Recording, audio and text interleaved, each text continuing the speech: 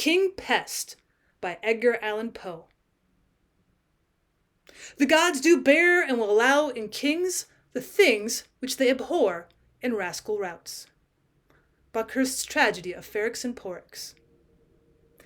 About 12 o'clock one night in the month of October, and during the chivalrous reign of the third Edward, two seamen belonging to the crew of the Free and Easy, a trading schooner plying between Sluys and the Thames, and then at the anchor in that river, were much astonished to find themselves seated in the tap-room of an alehouse in the parish of St. Andrews in London, which alehouse bore the sign for the portraiture of a jolly tar.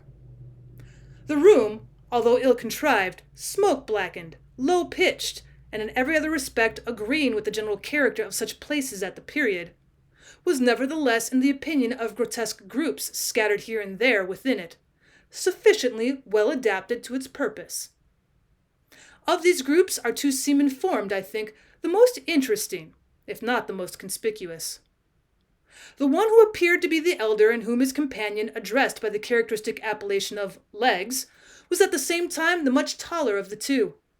He might have measured 6 feet and a half, and an habitual stoop in the shoulders seemed to have been the necessary consequence of an altitude so enormous.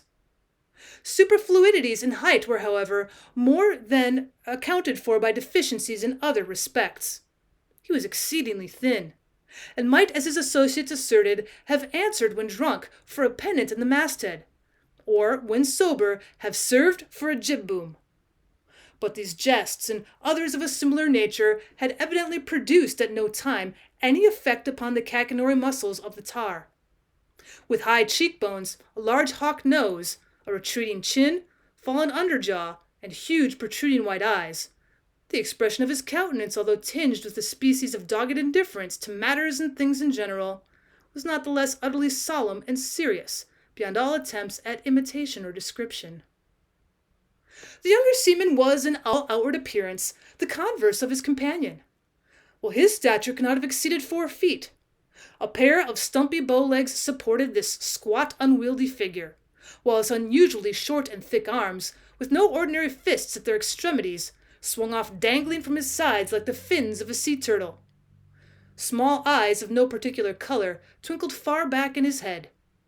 His nose remained buried in the mass of flesh which enveloped his round, full and purple face, and his thick upper lip rested upon the still thicker one beneath with an air of complacent self-satisfaction, much heightened by the owner's habit of licking them at intervals. He evidently regarded his tall shipmate with a feeling of half wondrous and half quizzical, and stared up occasionally in his face as the red setting sun stares up at the crags of Ben Nevis. Various and eventful, however, had been the peregrinations of the worthy couple in and about the different tap-houses of the neighborhood during the earlier hours of the night. Funds, even the most ample, are not always everlasting, and it was with empty pockets our friends had ventured upon the present hostelry. At the precise period, then, when this history properly commences, Legs and his fellow, Hugh Tarpaulin, sat each with both elbows resting upon the large oaken table in the middle of the floor, and with a hand upon either cheek. They were eyeing from behind a huge flagon of unpaid-for humming stuff the pretentious words, "No chalk," to which their indignation and astonishment were scored over the doorway by means of that very mineral, whose presence they purported to deny. Not that the gift of deciphering written characters, a gift among the commonalty of that day considered a little less cabalistical than the art of inditing, could in strict justice have been laid to the charge of either disciple of the sea. But there was, to say the truth, a certain twist in the formation of letters, an indescribable lee-lurch about the whole, which foreboded, in the opinion of both seamen, a long run of dirty weather, and determined them at once, in the allegorical words of Legs himself, to pump ship, clew up all sail, and scud before the wind. Having accordingly disposed of what remained of the ale, and looped up the points of their short doublets, they finally made a bolt for the street.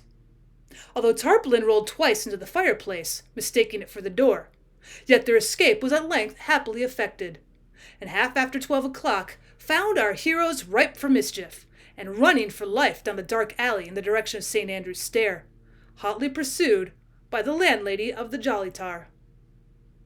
At the epoch of this eventful tale, and periodically for many years before and after, all England, but more especially the metropolis, resounded with the fearful cry of plague.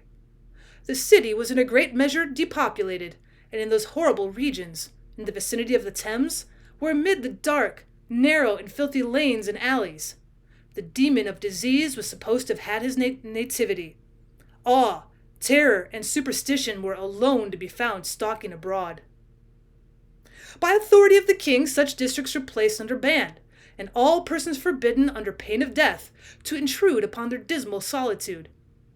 Yet neither the mandate of the monarch, nor the huge barriers erected at the entrances of the streets, nor the prospect of that loathsome death with which almost absolute certainty overwhelmed the wretch whom no peril could deter from the adventure, prevented the unfurnished and untenanted dwellings from being stripped by the hand of nightly rapine of every article, such as iron, brass, or lead work, which could in any manner be turned to a profitable account. Above all, it was usually found upon the annual winter opening of the barriers that locks, bolts, and secret cellars had proved but slender protection to those rich stores of wines and liquors which, in consideration of the risk and trouble of removal, many of the numerous dealers having shops in the neighborhood had consented to trust, during the period of exile, to an insufficient a security.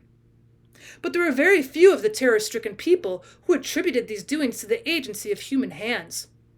Pest spirits, plague goblins, and fever demons were the popular imps of mischief, and tales so blood-chilling were hourly told that the whole mass of forbidden buildings was at length enveloped in terror as in a shroud, and the plunderer himself was often scared away by his horrors of his own depreciations had created, leaving the entire vast circuit of prohibited district to gloom, silence, pestilence, and death. It was by one of these terrific barriers already mentioned, and which indicated the region beyond to be under the pest ban, that in scrambling down the alley, Legs and the worthy Hugh Tarpaulin found their progress suddenly impeded. Well, to return was out of the question, and no time was to be lost, as their pursuers were close upon their heels.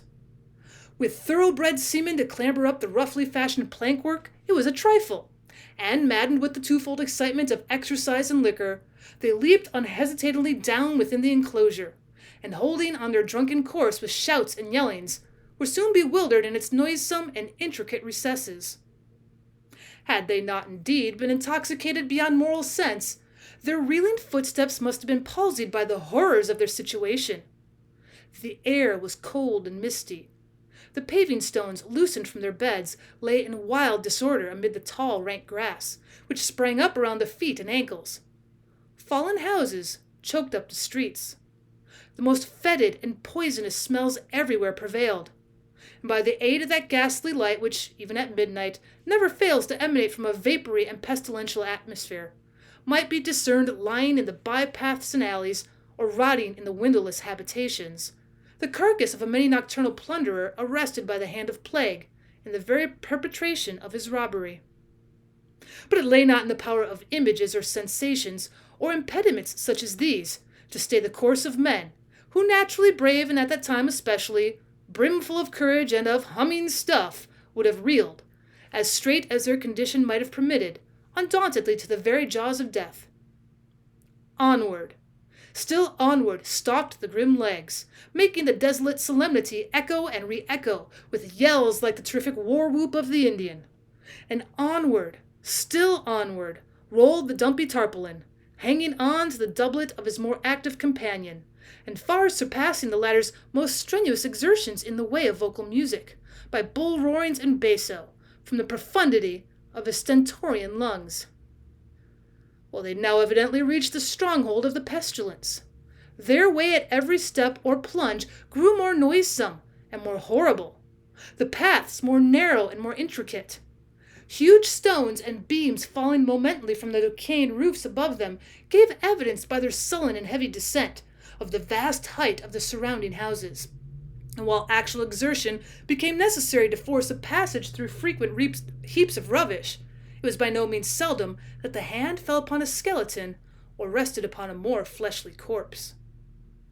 Suddenly, as the seamen stumbled against the entrance of a tall and ghastly-looking building, A yell more than usually shrill from the throat of the excited Legs was replied to from within. A rapid succession of wild, laughter-like and fiendish shrieks. Nothing daunted at sounds which, of such a nature at such a time and in such a place, might have curdled the very blood in hearts less irrevocably on fire, the drunken couple rushed headlong against the door, burst it open, and staggered into the midst of things with a volley of curses. The room within which they found themselves proved to be the shop of an undertaker, but an open trap-door in a corner of the floor near the entrance looked down upon a long range of wine cellars, whose depths the occasional sound of bursting bottles proclaimed to be well stored with their appropriate contents. In the middle of a room stood a table, in the center of which again arose a huge tub of what appeared to be punch, while bottles of various wines and cordials, together with jugs, pitchers, and flagons of every shape and quality, were scattered profusely upon the board. Around it, upon coffin trestles, was seated a company of 6. This company I will endeavor to delineate one by one. Fronting the entrance and elevated a little above his companions, sat a personage who appeared to be the president of the table. His stature was gaunt and tall, and Legs was confounded to behold in him a figure more emaciated than himself. His face was as yellow as saffron, but no feature excepting one alone was sufficiently marked to merit a particular description. Well, this one consisted in a forehead so unusually and hideously lofty as to have the appearance of a bonnet or a crown of flesh superadded upon the natural head. His mouth was puckered and dimpled into an expression of ghastly affability, and his eyes, as indeed the eyes of all at the table, were glazed over with the fumes of intoxication. This gentleman was clothed from head to foot in a richly embroidered black silk velvet pall, wrapped negligently around his form after the fashion of a Spanish cloak. His head was stuck full of sable hearse plumes, which he nodded to and fro with a jaunty and knowing air, and in his right hand he held a huge human thigh-bone, with which he appeared to have been just knocking down some member of the company for a song. Opposite him, and with her back to the door, was a lady of no whit the less extraordinary character. Although quite as tall as the person just described, she had no right to complain of his unnatural emaciation. She was evidently in the last stage of a dropsy, and her figure resembled nearly that of a huge puncheon of October beer, which stood in the head driven in, close by her side in the corner of the chamber. Her face was exceedingly round, red, and full, and the same peculiarity, or rather want of peculiarity, attached itself to her countenance, which I before mentioned in the case of the president. Well, that is to say, only one feature of her face was sufficiently distinguished to need a separate characterization. Indeed, the acute tarpaulin immediately observed that the same remark might have applied to each individual person of the party, every one of whom seemed to possess a monopoly of some particular portion of physiognomy. With the lady in question, this portion proved to be the mouth. Commencing at the right ear, it swept with a terrific chasm to the left, the short pendants which she wore in either auricle continually bobbing into the aperture. She made, however, every exertion to keep her mouth closed and look dignified, in a dress consisting of a newly starched and iron shroud coming up close under her chin, with a crimpled ruffle of cambric muslin. At her right hand sat a diminutive young lady whom she appeared to patronize. This delicate little creature, in the trembling of her wasted fingers, in the livid hue of her lips, in the slight hectic spot which tinged her otherwise leaden complexion, gave evident indications of a galloping consumption. An air gave extreme hot ton, however, and pervaded her whole appearance. She wore, in a graceful and degaged manner, a large and beautiful winding sheet of the finest India lawn. Her hair hung in ringlets over her neck.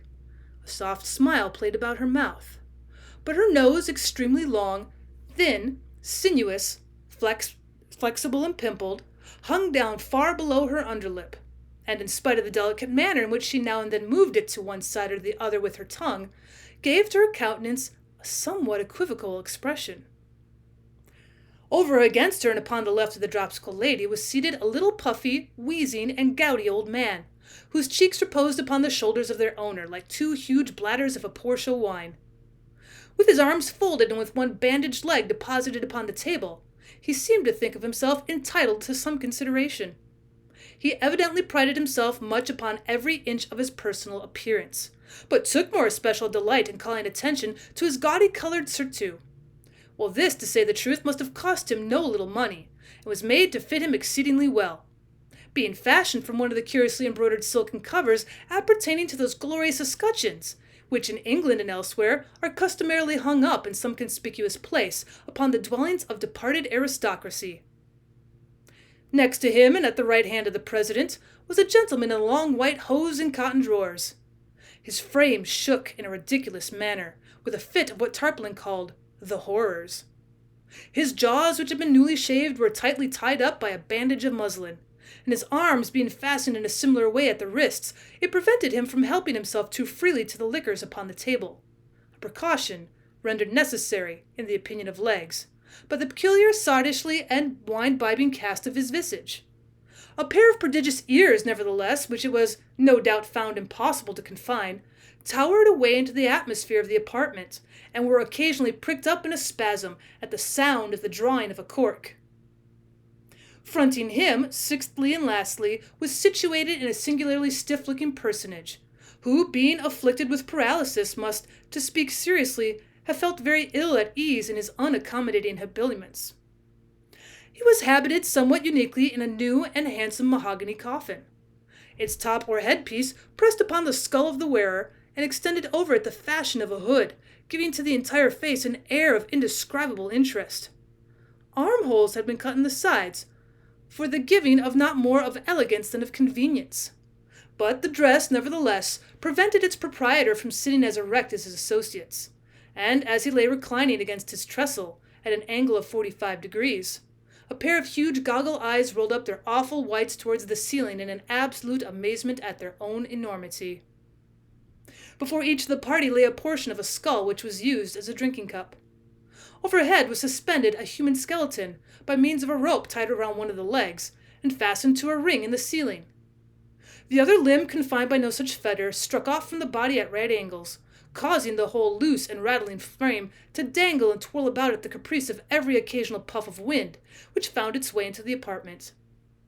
In the cranium of this hideous thing lay quantity of ignited charcoal, which threw a fitful but vivid light over the entire scene, while coffins and other wares appertaining to the shop of an undertaker were piled high up around the room, and against the windows, preventing any ray from escaping into the street.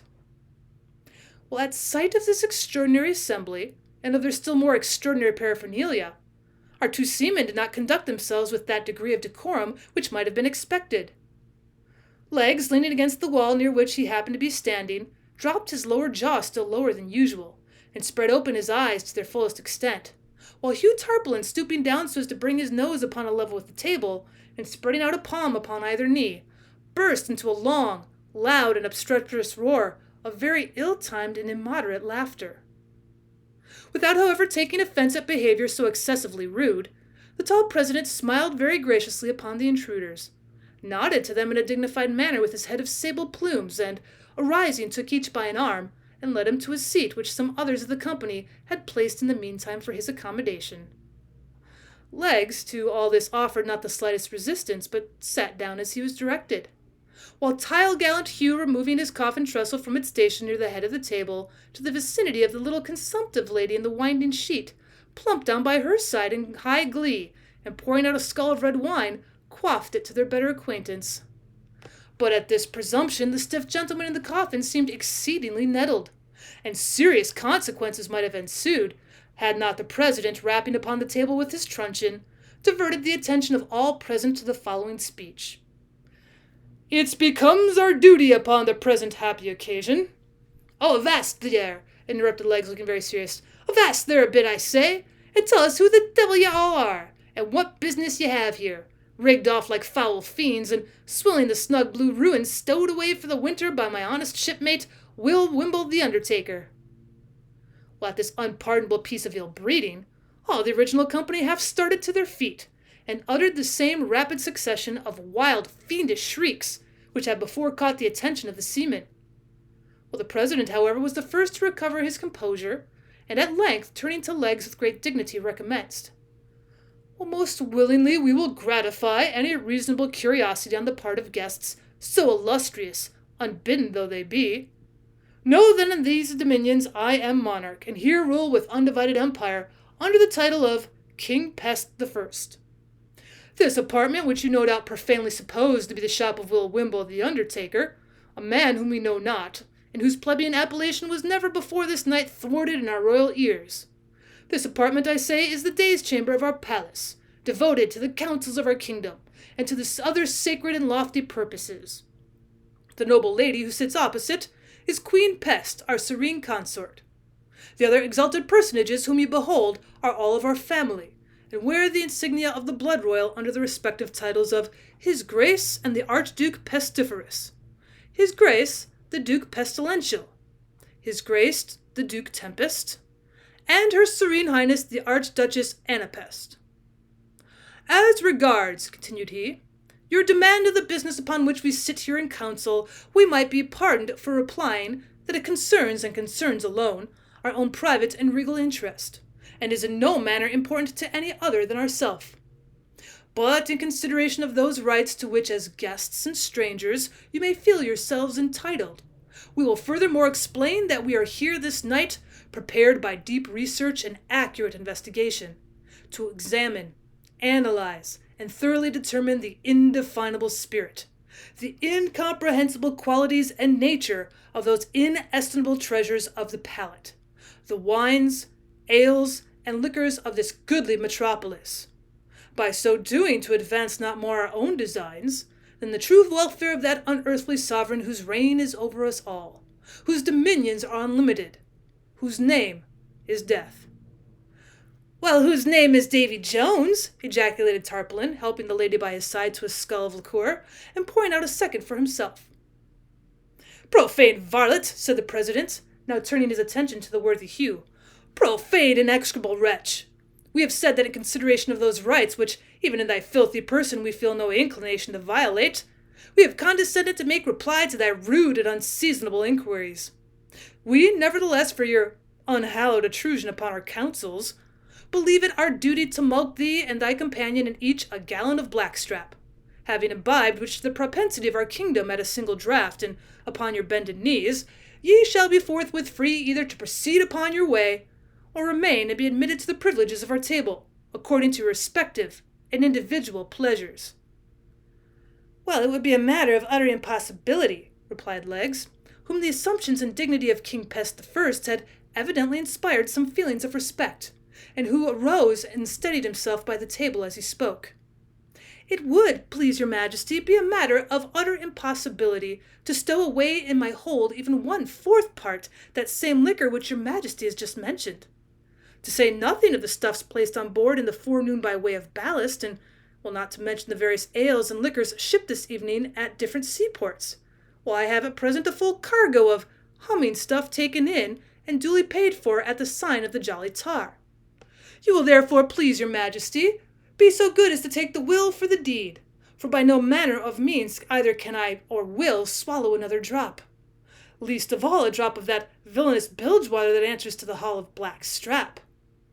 Belay that, interrupted Tarpaulin, astonished not more at the length of his companion's speech than by the nature of his refusal.